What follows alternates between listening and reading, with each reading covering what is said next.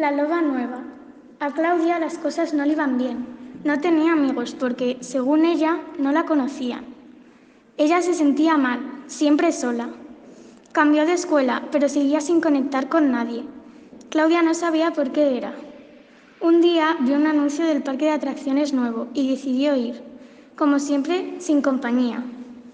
Allí, más de lo mismo. La gente la miraba mal o huían despavoridos. No le importó. Sin saber la razón, se sintió poderosamente atraída por una atracción, la luna media. No le dejaron subirse y Claudia, esta vez, no se resignó. Cogió carrerilla y, justo cuando el mecanismo comenzaba su marcha, logró montarse. Se adentró en un oscuro túnel. Escuchó un aullido y, de repente, una luz cegadora. Cuando pudo abrir los ojos, apareció en un lugar diferente. Estaba en una habitación oscura, en un edificio de piedra. Claudia intentó salir, pero la puerta no se abría.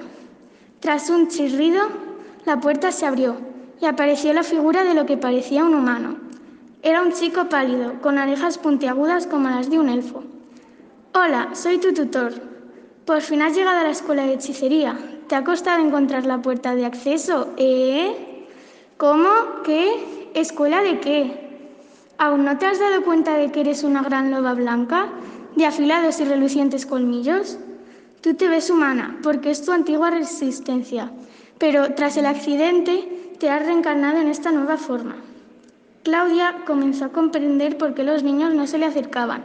Por eso corría tan rápido y por eso le atraía la luna.